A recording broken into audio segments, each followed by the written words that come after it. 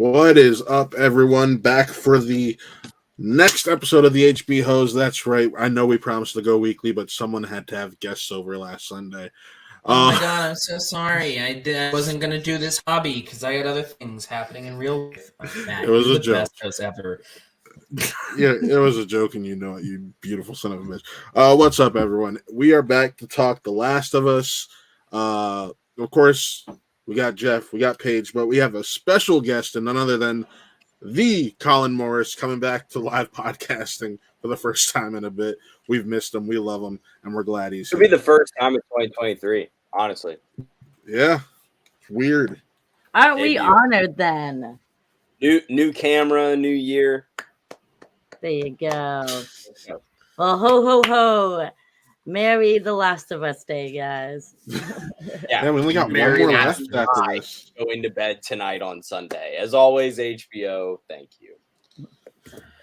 Yeah, next Sunday would be a pretty emotional journey having to switch between Last of Us or watch the Oscars. Last of Us or watch the Oscars. Spoiler alert, it's Oscars for me. Are there really, Uh, is there anything that's going to happen during the Oscars that you're really going to ask yourself, did I not? I don't know. They said they're gearing up with a crisis committee this time around to make sure nothing happens like last time. But Well, we'll Hey, definitely. the Oscars promo team was on fire on the ESPN app all day today. You couldn't check a score without knowing that the Oscars were coming up on Sunday. Today, nice. I don't know. Sunday, definitely. Definitely. Well, this week we're gonna us HBOs are gonna be doing predictions on who we think are gonna win and who our favorite picks are. So everyone, stay tuned for that. Even though it's probably just gonna be a sweepity sweep, which I don't mind, but it'll still be fun. But I'm also so sad that we're coming to the end of The Last of Us, literally. Yes, we are. Paige, Part one. perfect segue because we have the last 2 weeks of episodes to talk about. So I know you and Geoff were really excited to talk about the Left Behind arc. So Geoff, we'll start off with you. What did you think of last week's episode? I think it was really good. They made a couple little choices that were different than what was in the game, but not ones that I think necessarily they were. Once again, they normally made a change from the game that I liked.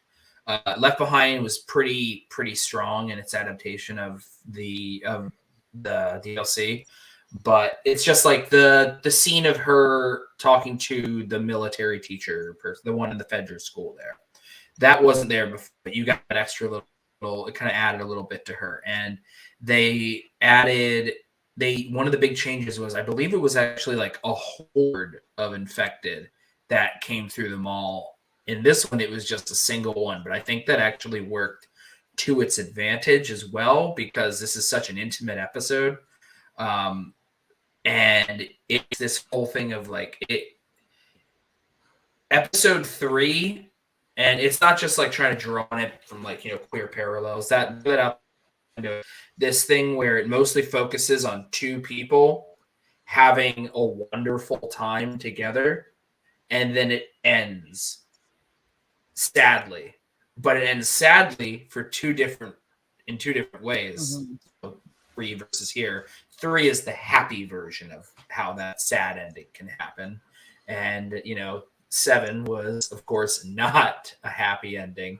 Yeah. The other thing is, I think that it was a really great choice to not show what happens to them after they get bit, that they just sit down on the floor together. Right. Because they kind of deliver that early on, though, too. Exactly. When Ellie says, like, I have killed someone, and I've killed someone I've lost loved ones, and I've killed before. Let's put the pieces together, people. Like, we don't need to see it That's exactly it. Know how heartbreaking it is. So that's where, once again, the writing is just spectacular. It leaves stuff open, but it also makes it blatant. You should be able to understand it. It doesn't knock it over the head. It works exactly as well as it needs to. Yeah, so I felt the same way. Loved Left Behind. Yeah, I felt the same way. I really loved the episode. It was nice to see like Ellie like be a kid again.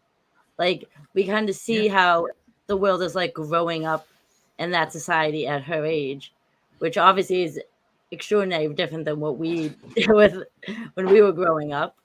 And so it was really nice. What was Storm Reed's character's name? I don't know why I'm blanking. Riley. Yes, Riley. thank you. I mean, and like you said, Geoff, like that was like a beautiful, like parallel love story, kind of in a sense. It's like seeing these two best friends who like truly do love each other, and then like with the tragic end of it, kind of all. But like seeing them like together and like having those moments of light was just like so nice to see, and the joy we got to see within Ellie, but also the struggles that they see within the society that they're growing up in. That you're either going to be high military or you're going to be like trash. And so it was kind of cool to see that parallel that within the society that they live in now with Fedra, that those are the two options you have. And you don't even get to choose, you're given it. And I think that was the big thing that we're coming to realize, that Ellie always has to choose between like two options. Like she only gets two options. And it's finally nice now that she's human and being alive. Exactly. And it's nice now that she's finally actually trying to like make her own option though and go on her own path with Joel.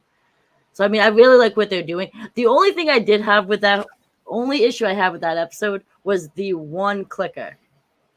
I'm like, you guys are supposed to be like a horde. If one wakes up, don't they all wake up? Like, but I understand why they did it, because we needed that intimate moment just between the two of them, and seeing them struggle with one being like, Riley being like, no, we just need to live. Like there was, like Ellie thought there was only two ways out. We wait it out or we kill each other right now. And pretty much like Riley was like, no, let's enjoy these moments that we have left. Yeah. Another great thing, by the way, showing that single clicker is that they went to a Fedra school that is literally training them to fight, right? No, we keep hearing about how much Fedra actually sucks. And then we see how these kids that are supposedly in the middle of constantly learning and training to be able to fight them, like how are they going to take over them? She didn't even know to hit it in the head. She was stabbing it in the side and stuff. It wasn't until she got it in the side of the head that it dropped. They don't know what they're doing. Okay, well, I have another. We'll talk about it when we talk about the newest episode. They're obviously not teaching these kids a whole lot, because the whole needle thing. We'll get into that, because I was like, oh god. But Colin, what do you think of last week's episode? I think it's just been unique to be able to absorb the last week's episode before we talk about it, as opposed to, most people are putting stuff out on Sundays immediately, but most of the discourse in a lot of my friend groups was, and even someone tonight at watching a basketball game with him, like, oh, last week's, felt like filler. And I'm like, you mean the emotional backstory of a character? And it's just definitely like, it definitely feels as if there's a, expectations that every week has to deliver some form of something every time. And that's just not going to happen. So as long as we're at least going to sit here and realize like we're watching some damn good television. Last week is, if we're talking about the episode we're talking about, it was all Joel. It was giving Joel more depth as alongside the first episode's prologue, if you will, and adds on top of that. And then this week's is Ellie's prologue, and I loved it. And it was just unique. It was like the scenes I loved all week, seeing the videos of the stacked videos of the two of them doing the dancing and the masks and everything, and how that all matched up. And as a non-game player, just as right there Xbox fam in the house, like what do about that? Like, I'll just be here watching my watch-alongs with people on Twitch. It was slow, sure, but then you just want to see different television than I do, because this is just like, this is art to a certain extent, and we just have to be able to witness what we have in front of us. And the analogy I've been using is like, say what you will, the final product, but Ready Player One was a movie written by the original author of the book. Yeah. So Mhm. if dude knows what needs and doesn't need to be in a script to tell literally their story, we're going to roll with that. So to the point of it doesn't need to be a horde. Yes, because you're rewarded with the emotional depth of the two of them sitting underneath, Exactly.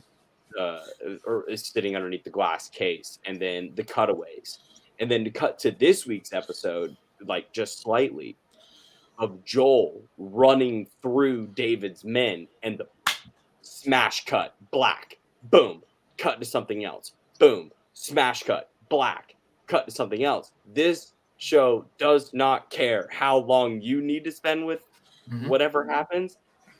It's going to spend exactly the amount of time it needs. It's like Gandalf. Yeah. A wizard is never late. Like this show is always on all the time. Really agree with that, Colin. And kind of like yeah. what you said too, like leading into it, like how like some people may consider like the last episode filler. I think like I've watched way too much anime to think that was filler. It's not filler. No, Like, 100% that's- was not at all. I don't Character think. development is not filler. Like, Yeah, no, exactly. Because what I was gonna say was like It goes back to media literacy. yeah, 7 and 8 pair this the last episode, and then You the want an episode eighth we grade just got, viewing of they that. pair so well together, and it's just like 4 and 5. A lot of people were like 4 isn't that good, but then you get 5, and it builds so much on 4 that it created so much more of an element. And I think that's exactly it's called what. a television show for a reason. Yes. It's Exactly. episodic. They And all, this show, ugh. and this show knows.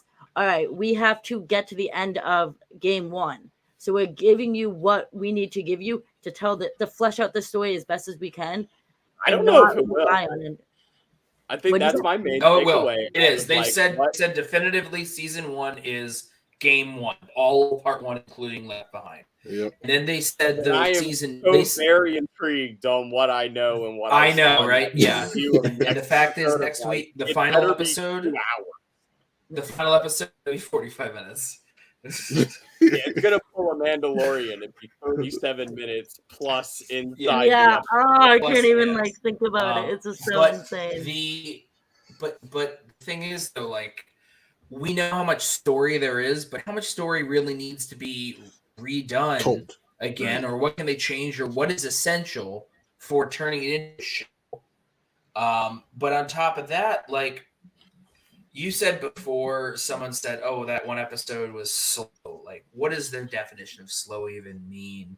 There's everything that they've chosen in adaptation has been done for a reason, and so far, I've seen I personally have not seen a reason to push back on an element of the show. The only thing I actually could see that makes sense to push back in a way, and this is not to say that I prefer it, is the Bill storyline. And that's only because in the game, some people enjoyed when Bill was there having this banter with Ellie. But you think about what did we get versus what was there. Yeah. What did we It's not get my versus idea. what was there? What we got is so much better. You just have to take what you said. He knows exactly what needs to go in or what doesn't need to go in. Exactly. I mean, we've So, talked about this previously yeah. too. That all right, what the gameplay is probably 20 hours. The show we're Mhm. getting is about 12 hours. But if you think about it, when you're watching the gameplay, majority of that is you're You going, playing through it. you're playing through it. They Exactly. watched on And Twitch. dying. Exactly. So they're cutting the dead meat off by literally like, all right, we don't need to go and you kill a bunch of these zombies, a bunch of these clickers and a bunch of these like they're giving you the Clickers are meaningful people stuff that we too. need. Yes. You don't need to see all the sneaking around. Okay, This we is- saw it very briefly in the end of episode 1 or in episode 2. We saw these sneaking around type stuff, Yeah. but that's because it Exactly. worked in the test arc. But overall, like, it's a game mechanic. Having someone Exactly. leave to go around to move a box if someone else can get in through that way or something, like Mhm. that's all video game mechanics that work in a video game. And that's why this show, I always talk about how good as far as adaptation goes for this show, because there is so much they have to change, little things throughout, as well as all these big chunks that you could just remove to make it work narratively, but also to make it just feel real for the show. So, yeah, there's a lot of that stuff gets removed and it works. I mean, And as see, like a that's- non-game player, I think like the beautiful storytelling choice is like having the last 4 minutes of the last episode literally be the driving force of episode 9's dirty intentions. Like if they don't run into those 4 dudes, then David has no quarrel with Ellie and probably sits there and has a normal conversation, and then penicillin arrives and they split the horse and they move about their day. But if there's no confrontation in whatever town they decide that city to be in, then it's a wash. Yet now this whole episode exists, and it's just this beautiful revelation of stakes and circumstances. And the whole it was a steak, it was venison. What was it? It's human, actually. What was the city in The Walking Dead? Started with a T. The one that was also cannibal. Spoiler alert. I stopped watching Walking Dead. I remember Alexander. It was a train. I remember Alexander, and I can't remember the other metaphor. But they were cannibals too. But it was just this kind of like. I'm gonna Google Cannibal Town Walking Dead. Terminus. My brain found it on its own. My hands are free. My hands are up here. Trivia people. My hands are free. Terminus. Those people were like low-key eating people, and you didn't low-key realize they were eating people until it was like, yo, are those eating people? And then I didn't even think about it, and she was like, oh, chop me up into little bits. And then you see the ear on the ground, you're like, oh, that guy probably just did something bad. Oh. That's the thing I like about the show is they lay things out without having to like sit there and explain things to us. Like they're treating us like intelligent like viewers, and I so much appreciate that. Like the Mandalorian, right? This show treats you completely differently than the Mandalorian on Wednesday. You watch the last episode of the show that you're watching. They pointed out something to me actually when we were watching it and then afterwards, which was like David. There's also this very interesting thing with David you watch where like if you watch the after episode thing too, they're talking about it like he presents himself, on the surface as the good dad, as like the good man that they are to follow and whatnot. Like, oh, he's just trying to help them. But then when he came in and he sat down to eat, after he hit that child, or that young woman, the young girl, he sits down to eat and has these small bowls, and he has this he got the big plate. Yo, he got the big plate. So he got a big plate. And here's the thing: he says he's one of the only people that knows what's there because the cook. This is obviously would indicate at first is the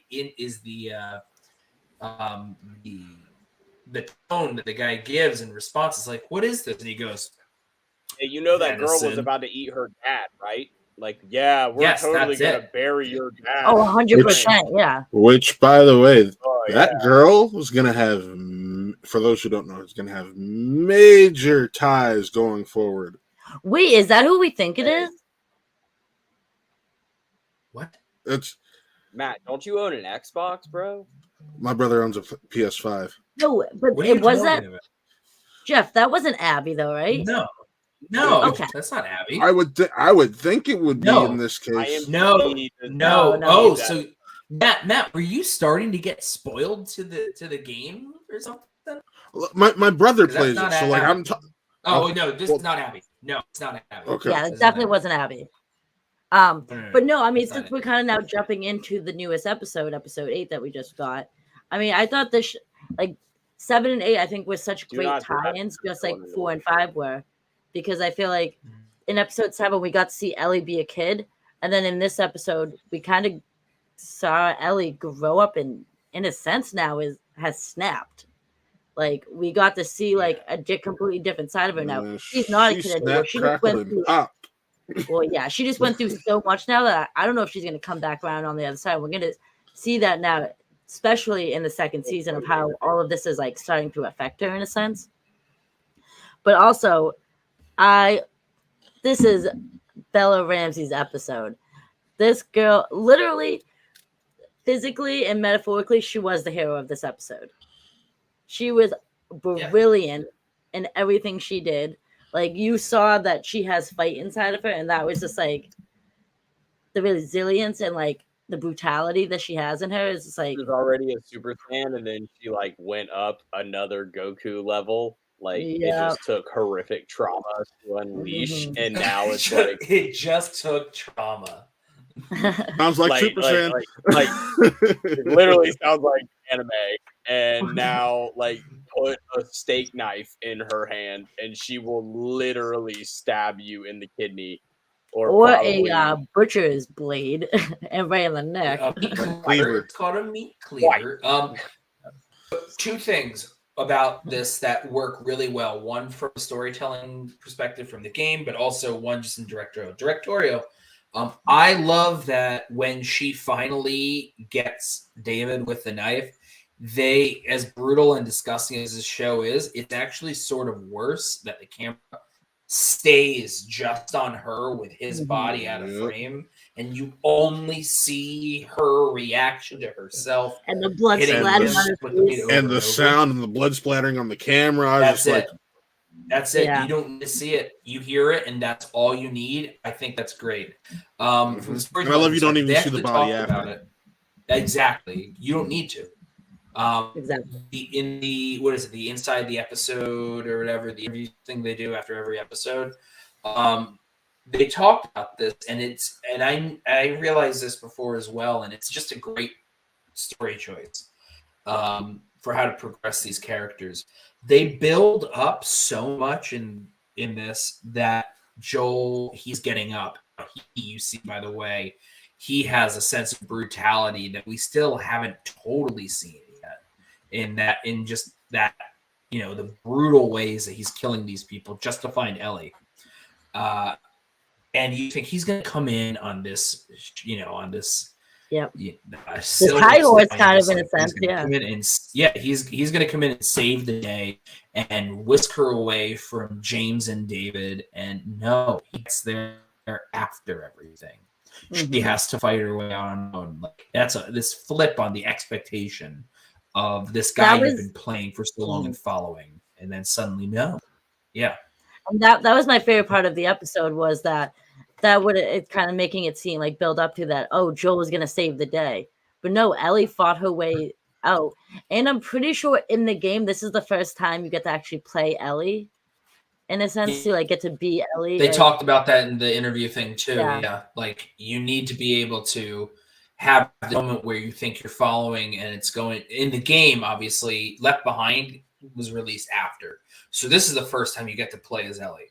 And that's what they said is like, it needs to reset your expectations, because all of a sudden you're the hero, and then suddenly boom, oh my god, I'm Ellie. And it's supposed to kind of like reframe exactly what you're watching and how you're supposed to experience it and your expectations for it. And Colin's out. Well, Matt, what did you think of the episode? I actually really dug it. It was like we said a couple weeks ago. That was Pedro Pascal's week to shine. This was clearly Bella's week to shine, because let's be honest. Since Game of Thrones, outside of Catherine called Birdie, this is the first major role she's had. And she did really, really well with this. The emotional stakes that she had at the end too were just like, you could see it in her eyes. Like, she's not the same person that she was before she got captured by those dudes. No. So I really dug it. I had fun with it. I had fun watching her. And I just, if you're able to kill a pedophile, like, I'm all for it. Oh, dude, he 100%. He was a petty. That's 100% sure. Like, when he's like, you didn't realize the fighting back's my favorite part. I was like, bro, no. I was like, kind of like, that whole thing. I gotta say, I mean, Bella's way better. I mean, Ellie's way better than a knife with I am. I can't even cut potatoes. But Peel potatoes, I should say. Peel them, guys. Not even cut them. Peel them. Let alone cut them. That's what happens when you peel. Oh my god! Yeah, Imagine you were the trust meat you. cleaner. We can't trust Yeah, you with exactly. anything. I don't want no sharp. I don't know. Actually, you might actually work well in this specific situation because I mean, you might just be helping them as far as cutting human flesh goes. Yeah. Well, true. no. I'll throw at that now with The my own. only way that she could mess up this situation is if she missed and somehow hit herself. There's too Oh, big of that a was target there. 100%. What is this? The end of one of our favorite horror comedy murder mysteries of last year? I don't know. But no, I love this episode. Like, okay, so kind of, I'm bringing back my point of Fedra doesn't teach these kids shit because besides maybe how to shovel shit, because I thought it was hilarious when she's like, where do I stick this needle? Like, she gets the medicine from these guys. She makes that trade. Like, Bella. I'm not a doctor. Don't put the fucking syringe in the middle of the wound. Like, You find I'm really not a doctor. I failed every college biology test, and I was looking at that like he's either going to be like the dude at my baseball game I shot today and shotgun a Red Bull before the game and then pitch 2 hours later, or he's gonna be like passed out like the dude drunk on the side of the bar. Like there's only two outcomes. This either goes really well or really bad. I thought that shit was hilarious. Went fucking ham on everybody. That second penicillin shot hit him like an instant Adderall, and it was on. And those were done. She stabbed that shit in him like John Travolta did. And I will continue. Yep. Yeah. No, she stabbed regular Pulp Fiction over there. In there. And Just like, Matt, am I free to fiction make my statement I made? Yeah, go ahead. Go ahead. Okay. So when Homeboy in the Princess Leia long white puffy jacket was rolling through Joel's house, that's Connor Breedwell. 100%. I saw my boy Connor on that man. I saw the life in that man's eyes, like this is it. It's over. Then I saw the beer. I saw the whole thing. I was like, "That's my boy." I sent Matt. Matt died. I knew that was it. That was over. Yeah. That guy stood no shot. Well, Connor did not make it out, sadly. Connor did not make it out of this. By the way, nice subtle little performance there, playing James by Troy Baker, the video game actor who played Joel. He was like, I really just wanted to be a cordyceps, which was like the Ben Affleck version of saying to Matt Reeves, I would play a monkey happily in your Apes franchise. But yet they actually gave you a meaningful role. Loved it. Yeah. Did you listen to the interview thing after the episode? Yeah. Because he said, like he's like, I just thought I was gonna be a clicker, and then they made me like this big role, and I was like, wow, this is great. And then he's like, and then she takes it and she hits me right there, and I was like, oh, that was awesome. That was a part of an evolution of the story, which is something like Jeffrey Pierce as Perry, and a brand new character that wasn't in the video game, but got to one to get the classic head rip from the bloater that you only see when you get killed in the game normally, which was awesome. I love what they're doing with. I love what they're doing with bringing like the original voice characters from the video games into the game and giving them like priority, like great like roles to play. Even though they're only one episode or a couple scenes, like they're giving them like stuff to work with, which I think is really awesome because they deserve it. They're the ones that brought like the game to life, and now that this game is now actually like a TV show, like it feels like we're actually stepping into that world now, like and like physically seeing their human form, like which is cool. Because we're not seeing it all in this cut into the Mushroom Kingdom. But like I really hope that like the Japanese voice actor for Mario in their games is doing the movie, Like you would hope that, like, you know, but you're seeing the respect that, you know, the show is paying to the original actors from the game, and you're like, hey man, cut that guy a check, you know? Like, you know, hook that guy up a little bit. All he's gotta do is go, hoo-hee, ooh-hoo-hoo. And then it's like we're out of here. Like we don't have to try very hard. Show up. And they showed up and did above and beyond the Call of Duty. I think that's like absolutely awesome when you see bullshit like at the end of the Power Rangers movie, and you see rest in peace JDF, and it's standing on the dock or whatever it was in that Power Rangers movie, and it's like, really, like we kind of done a little more than that, but this is actually like allowing these people to breathe, because it's not like we ever saw Troy's face. I don't know how much, or also like another terrible cameo thing, just like what you're saying, being like I'm not kicking the movie well it's on from the internet always being that way, but you think of like the 2016 Ghostbusters, and at one point Dan Aykroyd shows up, he's cab, and then he goes, I ain't afraid of no ghosts, and then he drives away. He shows up just to say that. It's like, I'm sorry, what? No, what was it? Bill Murray was someone who didn't believe in it. I don't believe in ghosts. Meanwhile, Bill Murray was at our last men's basketball game here in Charleston. Hey. He owns our minor league team, so it's not really like a flex, but like I got to put him on the video board. So I heard he got fired because he's a terrible dude from his last movie. Well, he was so good. He lasted a day on the set of Quantum Mania before they were like, "Let's get you out of here via the most forgettable way possible." Pandora's blue disc. Oh boy. But this show is great in taking. You're good. The show is great in taking its actors from the games and putting not just like, oh yeah, we're gonna like have them a prominent role. Isn't that cool? It's not just like a clear thing like what Troy was expecting.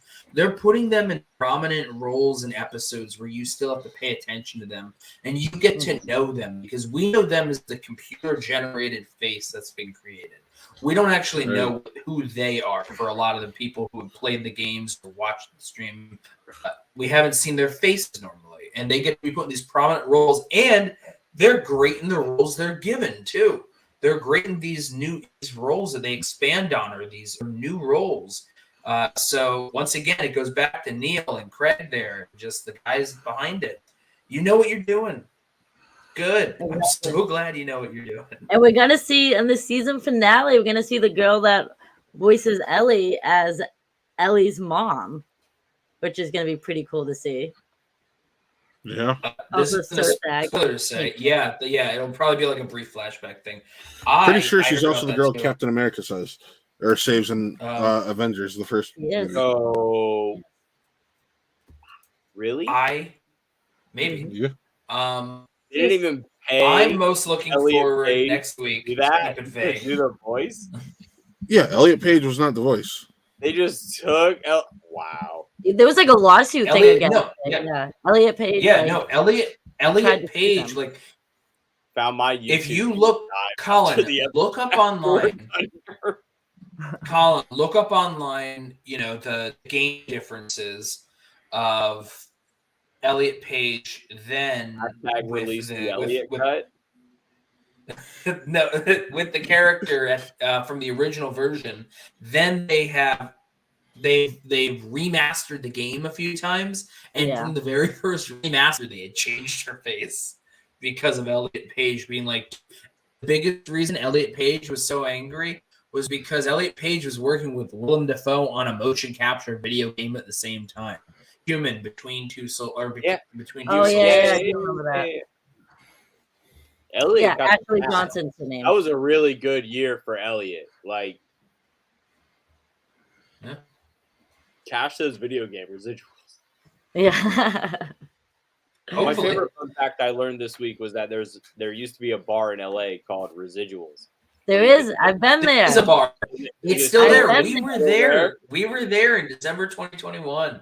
That was or somebody was talking to Paul Rudd. And I Paul, watched. yeah, I no, I listened to heard that exact. too. I heard that listened to exact too, thing. Colin. Yeah. and Paul Rudd was like, yo, do you get any Friends residuals? He was like, no, I actually don't think I get Friends residuals. But if I did, I would take it straight to residuals in LA and to get a appearance. Yeah. Yeah, that bar's still there. I've been there. He said it in the past tense. We've been there. Yeah, it's great. I think it's a great place. I didn't get any food there, but I thought it was a solid space. And the bartenders were nice enough. They were overwhelmed when we. Yeah, I was so gonna say no. I'm They had just like asking questions. that was for Jill's party, right? Yeah, they had one bartender. It was a hot mess. We were like, oh, It was Jill. It was Jill's party, as well as that was like the first night most people that were traveling were arriving. Sure, yeah. I was waiting at the LAX pickup or Uber terminal with Jesse Swift for Sean Windblade to pick us up because he was late from Disneyland. No, that was Friday night. The party was Thursday night. Yeah, it was Thursday. Yeah. Still. Yeah, it was very rowdy. I felt bad for those bartenders. The one bartender, they had to call in another one because we were like, yeah, only like 20 people. We have like a party of 20. There was like 50 of us, and then plus other people at the bar. Definitely more than 50 of us.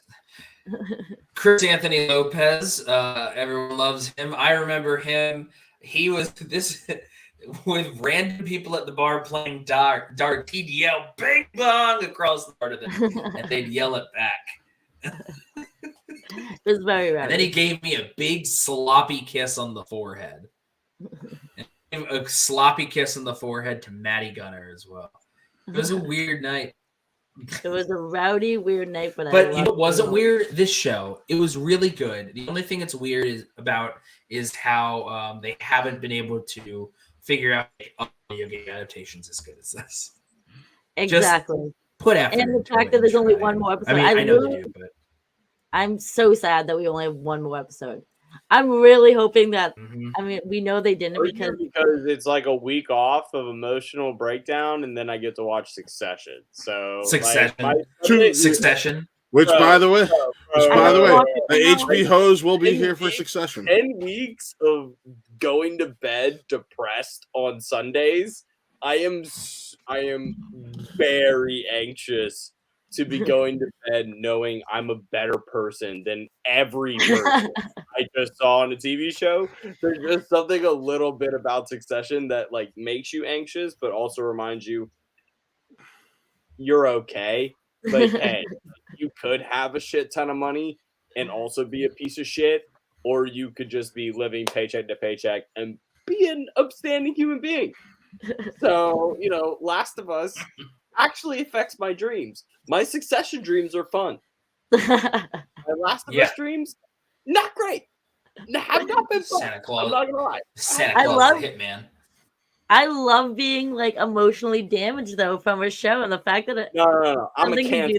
I'm born June 23rd. If you get in my emotions, it is like the penicillin shot straight to the chest, straight to the belly. I prefer no Cillins. I'm allergic to them. I am too. Geoff, we would have died if we got those penicillin shots. I don't know if I'd die. I mean, probably. I would break out into hives. Very penicillin shots were after the night of residuals. What did you say? I just wanted to make sure. Probably would have been better to do that, but you know. I mean, you know, shooting it into the gut of a infected wound probably would end up killing us. So. The makeup team. Just another night in LA, baby. Yeah.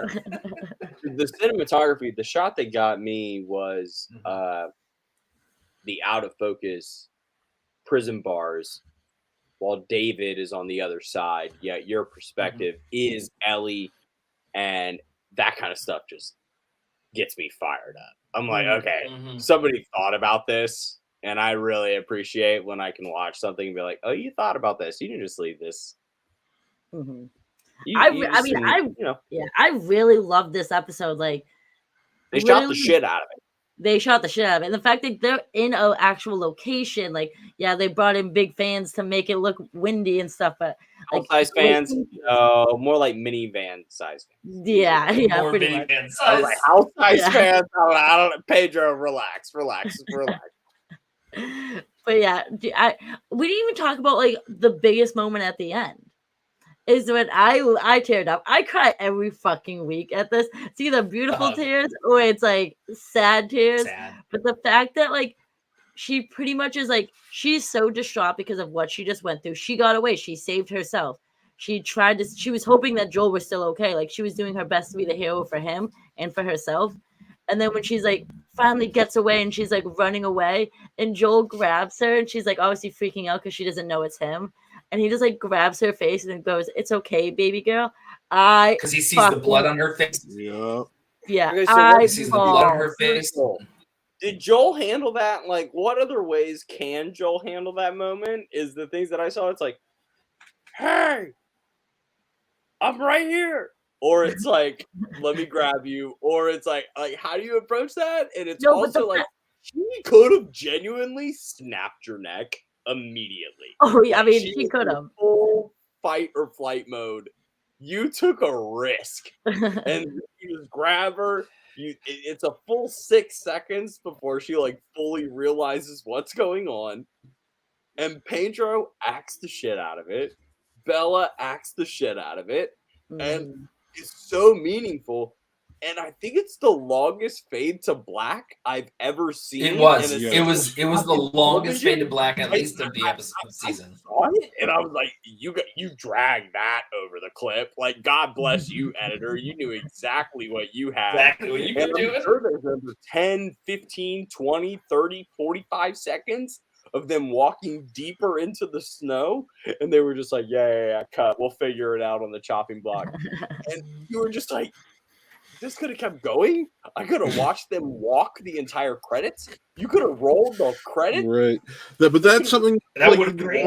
Finale. That was just the perfect way. That was the perfect way for them to like pretty much like end that though, because like you said, Colin, like there's so many ways he could have acted that out. He could have just been like, "It's okay, it's me," or like fought her while she was like trying to hold her back as she's like fighting. But the fact that like he's been waiting 20 years to like, I guess like not waiting to love something again, but it's been 20 years since he's loved someone. And like you see it in that moment that like he loves Ellie. She saved him, like that's his person. And for me, that was like the one such a beautiful moment. That was like, when did you cry? Because I didn't cry until he grabbed her. It was just like this sense of like, it was like the sense of relief. There's the abruptness of victory, right? There it's just the subtle shockness of like, I would love for, I mean, we're only an hour removed of watching the full episode. So it goes from boom, smash cut of him getting what he wants out of the dudes in the living room, smash cut to black. They're in the cell, grabbing her, putting her on the table, stabs James in the neck, all of that into bar, burning down, Todd Steakhouse, rest in peace. And it's just so much from... There's so many emotions that are going on at once. Yeah. She's about to get raped, to she kills him, to she's alive and survives. And it's just like, I don't know a show that sent me through much of that. Honestly, what it reminds me of is the tension of wow, what a segue, of Jesse in El Camino and Breaking Bad. Yeah. And the actor that played David is actually in El Camino. He plays the guy from the hardware group that's loosely connected to the Nazis that Jesse actually gets into a very similar-ish situation to the 5 dudes just hanging out in the bar. And he's like, hey, I'm here and I might kill you or you could give me my money. Instead of money, it's deer. But this actor is just so polarizing that you're just immediately... Sorry, my cat is bouncing all over the place. Just attacking the walls. Down. But no, exactly. That's the thing. Like, there was so many whirlwind of emotions through that last like 5 minutes of those scenes of her defeating the guy, walking. Like, you're like, holy shit! Like, that's a crazy moment. Like, she just like survived that. To holy shit! Like, she just snapped. To oh my god, this poor girl. And then to oh my god, I'm like they're reunited, and now I want to cry because like he loves her and he's there for her, and like she's there for him. Like, oh, this show, man, I'm really gonna miss it. That is the apex of what Ready Player One could have been, right? Where it's like, let's redo something that wasn't totally in the game, and let's give this a different perspective. Let's figure this out. And Ella just crushes the moment, like, Yeah, like there's just this sense of genuine glee, victory, euphoricness that you're even defeat in a sense because she like felt like 100%, and it's because still she's like, I'm not the same now. The defeat feeling to be changed, to be affected. It's still sitting there with you, yet also stacking victory on top of it, and while realizing the emotional complexity of what she just went through is absolutely bonkers. And they shoved it into 8 minutes, which I haven't played the game, don't know how long it was, but I bet you probably died a few times before you got to that thing, unless you did a perfect playthrough the first time. That was probably more gruesome and more grueling than an 8-minute time stretch. They're just crushing it. Yeah, and that was the hard. It's so good, and it was the best way to end the episode after going through all those emotions for what 5 to 8 minutes, just to have Joel grab her and just be like, "It's okay, I'm here, baby girl." Like, I was like, "Oh my god, I wish I had a Joel that moment just to look at me and be like, Paige, it's okay, it's just a TV show." Like, because oh my god. I also need the cut scene of Joel seeing the dead human bodies hanging up like cattle ready to be punched by Rocky before his next title fight. And all of a sudden he's like, oh shit, I gotta go get her. Like, he's running. He's like, this is not good. The cannibal got my girl and I gotta get her out. And then all of a sudden, she handles it. Yeah. She gets herself out of the situation. And it takes the stakes. It takes 8 episodes worth of needing to be saved, having to be the savior, and putting it all into one, and not being able. It's just so good. It is. It's also good.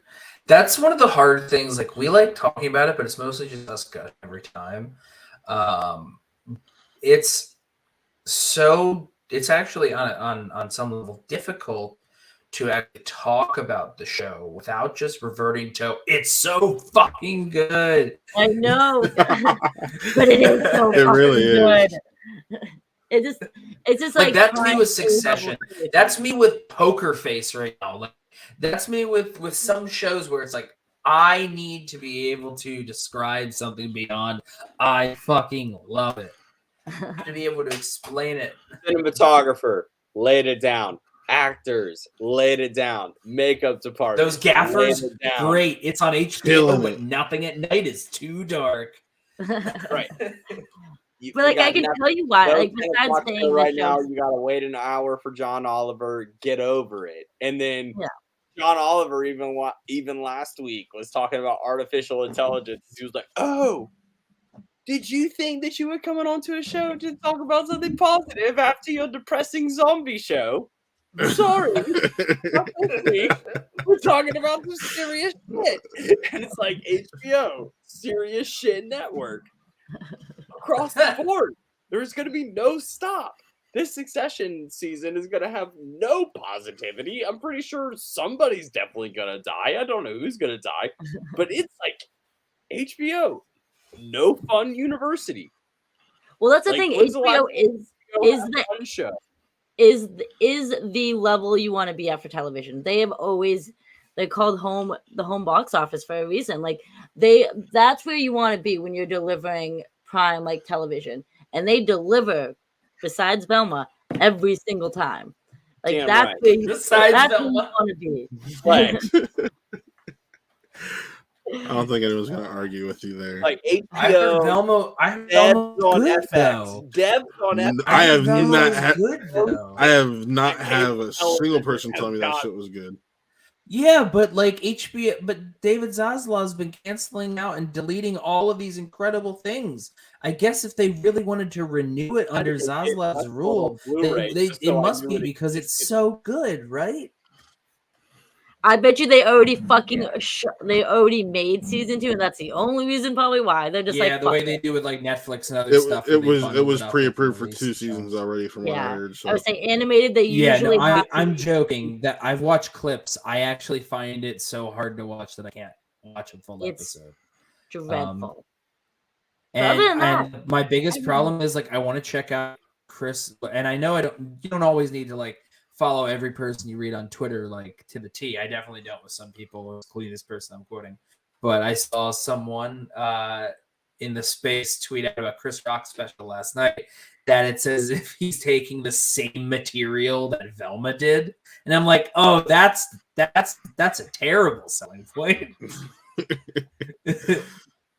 Like as an insult, it was said as an insult, but I'm also like, damn, that kind of makes me both curious to check it out, but also like I don't want to even bother now. But no, HBO just. Yeah, what did you think of the episode, dude? Yeah. Haven't even like heard your thoughts, man. I've Like, talked a few times. I'm all right now. I'm just. you was being nice. You know what he's gonna say? It's so fucking good. Yeah. I've co-signed stuff. It's just like at this point, I'm like, yo, everyone's saying exactly what I would say. So why the fuck is it chiming? Repeat it, man. I don't know. I think it's really hard, and maybe it's our brains. Maybe this is a bigger conversation, but it really does feel like the episodic model leaves us wanting more, and there's not a whole lot that this show gives to me. Like, you can kind of figure out what's going to happen next week, and it's the execution. The story is there. The story is great. The story is 10 out of 10, 12 out of 10, whatever scale you want to put it on. But it's the execution that's 50 out of 10. And that's why, like, we as, all of us can have a different, take on everything. But it's the execution that leaves us baffled at how well they're doing this because of how poorly we've seen video game adaptations be done before. You have so much opportunity when it comes to stuff like, Matt, name a video game movie. Go. Sonic the Hedgehog. Okay. No. See, that's good execution. That's good execution. Detective Pikachu. Uncharted is a good example. That should have been a TV show. Uncharted should have just been modern Indiana Jones. Assassin's Creed as the template should have been The Matrix, but historical. Yes. Like there right? were elevator pitches that weren't. Like you just have to accept the what execution. It is. And this story is its own story. There is nothing that came before it. There are no expectations. There aren't 50 issues of comic book lore. This is a very unique thing that was literally given the original writer and the creator of arguably, if you've seen it, par for par, one of the best television shows of all time in Chernobyl. And when you combine the tone of Chernobyl, which once you hear the fucking radioactive Geiger meter go off for the first time when somebody walks up to that joint, you're like, oh, that guy's probably, that dude's kids, his grandkids might have 3 heads because of how close you're getting to this. You're like, this is not great. And they give you that this is not great sense very well. And to combine that with a game whose basis definition of all of this is not great, like none of this is really great, yet it somehow finds moments within it to make it great. Mm-hmm. and it finds those moments. It's episode 3. It's this episode. It's episode 5. It's all of the ways that they've, like, I think from what I've seen, I've watched playthroughs. I think the best parts of this show are when Craig and Neil have diverted from the gameplay and when they've let the story breathe. When you're not trying to give me big action set pieces, and that's the difference when I mentioned before, my friends are like, oh, filler episode. Bro, every episode of Chernobyl was a filler episode then, because it's like it's slowly stacking stakes on top of stakes on top of stakes. If this show doesn't win every award, what are we doing? Like exactly. I'm sorry, we're only in now March, which is insane to say, but like we've gotten such good television this year already, and like this show is. I know it came out in January, but this show is going to still stick in our minds in December. Yep. Like this show is going to be in our mind, cemented in our brains because of how well it was executed, like acting wise, story wise, like writing, directing, cinematography, all of that because of what they've been able to do as a team. So it's just like so fascinating, and it's so sad that we're literally only have one episode left. So I'm assuming with that we will probably be back next Monday, probably not Sunday. But Monday, right, guys? Monday, I think, is what we talked about because we said we were going to try to go live after for the Oscars. We're probably going to jump on, depending. I might be at an in-person Oscar event, so I'm not sure. I know, it's going to be fancy. Debating whether I want to go or not. Because I always have an in-person Oscar event at my own house. Yeah, but mine's at a film center. The Philadelphia Film Center. Guys, I want to go to Philly for the Black Panther orchestra performance. That'd be kind of cool. You can't wait for them to just tour and get to your place?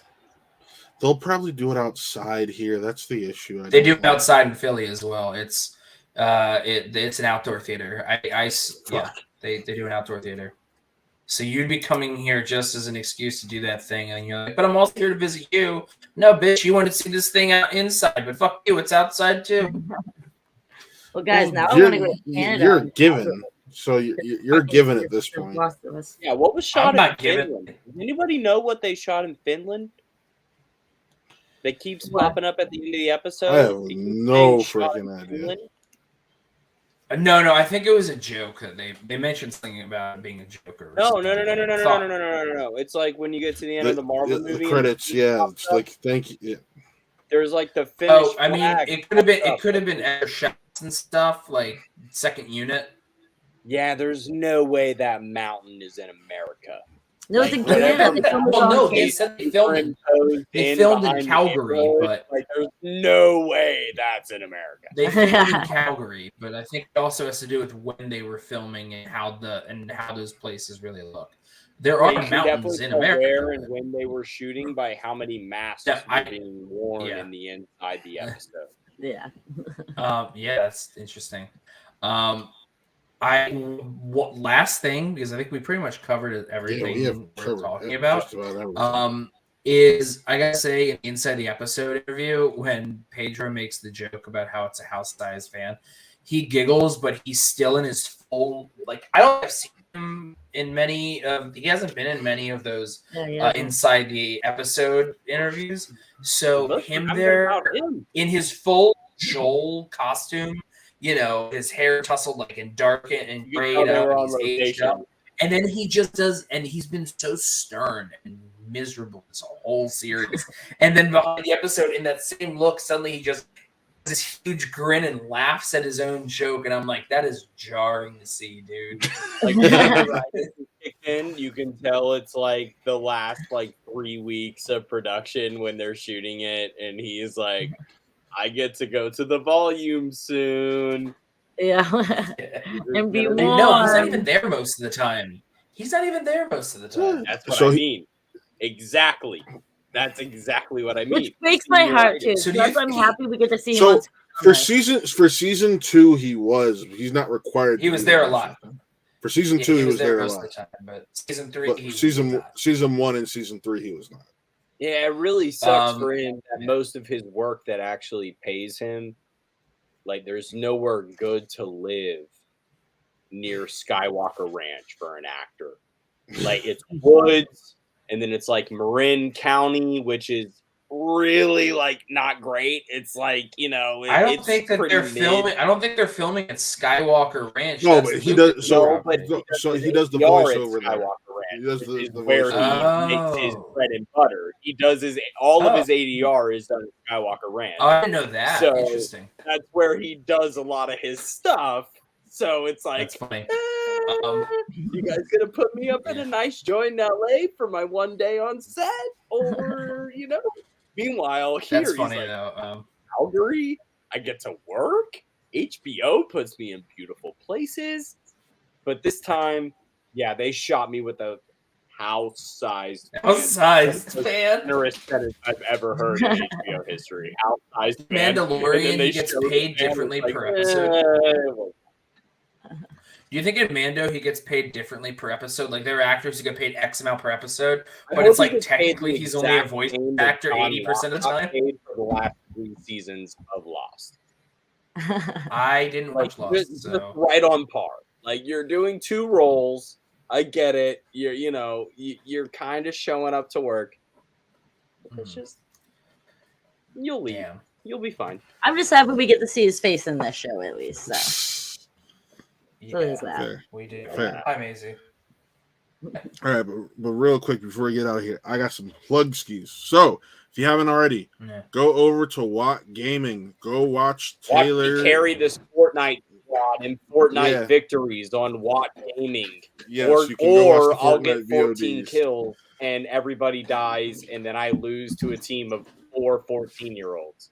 You can also find my Hogwarts Legacy playthroughs on there, Taylor's Callisto Protocol playthroughs, God of War, any gaming streams we do on Twitch, you can go find them there.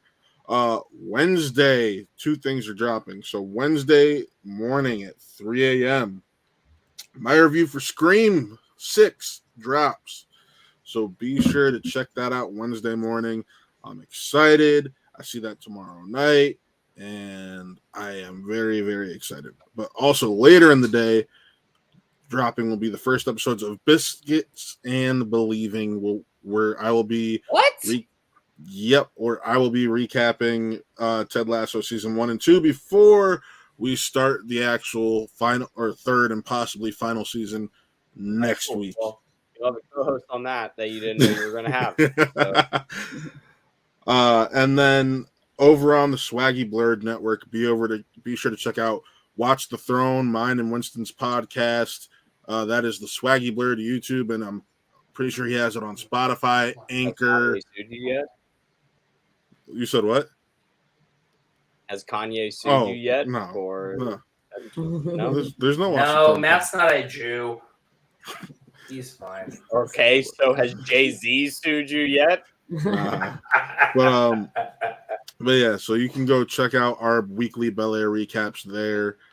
And then also the other day on this channel, what is Citadel? Taylor was able to go to the press conference and got to get a peek of what Amazon's new show Citadel is. Be sure to check out his little 8-minute recap of that. And finally, March 26th, the HBOs are back for Succession. That's right. I'm in season 2 right now. I'm catching up, Geoff. Paige, you gotta pick up your slack. I've never seen this, and you're gonna do a show about it? Yeah, I gotta start watching tomorrow. Yeah, I'm getting there. I'm getting there slowly but surely. Hold on, Maisie wants to say hi before she leaves. You can take the thumbnail. Thank you. I was the last thing I gotta do. Oh. Well, Matt also forgot to say that. Are we doing it tomorrow or Wednesday? Yeah, I was gonna let you plug that. That's why I didn't say it. Okay. Which day are we doing it though? Tomorrow we said. Tomorrow night. Yeah, tomorrow what time night. did you say? Tomorrow 7? what? 9 is what we said. 9. Okay. About what? Around that. Well, it'll probably be 9:30. Our Oscar predictions over here with me, Geoff, and Paige. So we got that going on.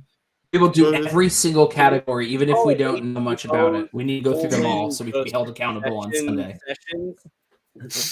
Geoff. Oh, Geoff, that was with Maxwell. That was with Maxwell. No, I know. but can we just Maxwell's not I gonna would- do that. Succession. I would Succession. talk to Can we do it? Maxwell The first HBO before that. I will colon be here on the Succession. HBO's, our thing where we review HBO shows.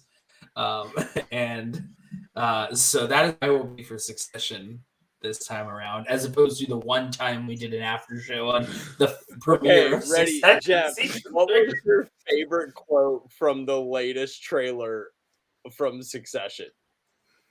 Oh, I mean, it's actually a tie between the opening incredible quote of I believe, what was it? If Santa Claus was a man. But then the other one is at the very end. It's not a quote. It's everyone cheering. It's everyone cheering Logan, and the camera pans and widens out, and there's Greg also clapping with everyone awkwardly. So Yeah, yes. no. I just The finished the one Boar for on the me Floor was, episode. As So Buddha says, your greatest enemy could also be Oh, yeah, your greatest Buddha, teacher. nice Tom Tom Ford. Buddha. Boom, scats, boom, scats. Like when I that love the beat show. drops, Oh my bro, God. it is. but yeah, we'll be it's so Paige good. has to get Paige has I to wish step her The game Last up. of Us had hot drops.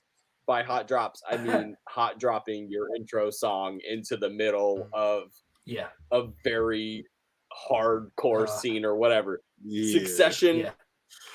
boom. Great hot It's dog like, music. how long are we gonna It's go great before the music. beat drops, Marshmallow? I don't know this week. Let's find out.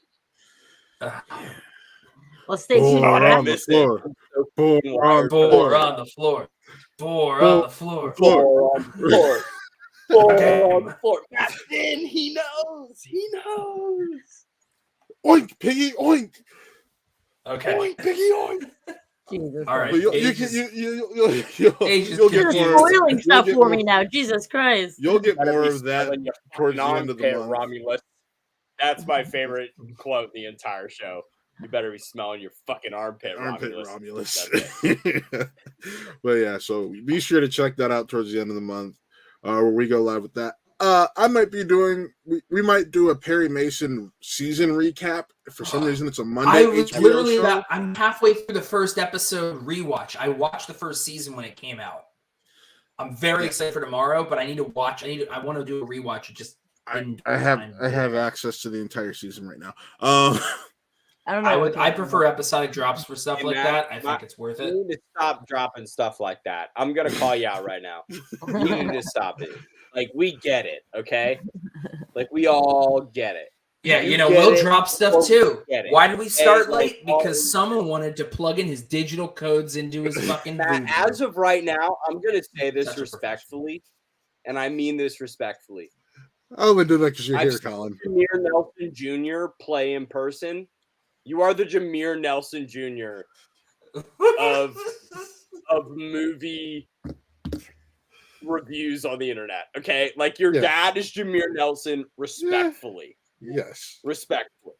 And you are Jameer Nelson. Saying you Jr. have You access play to it is basketball the in name Colonial dropping of Athletic film Association criticism. of Delaware. Yes, it is. You may get a shot in the pros because of who your dad is.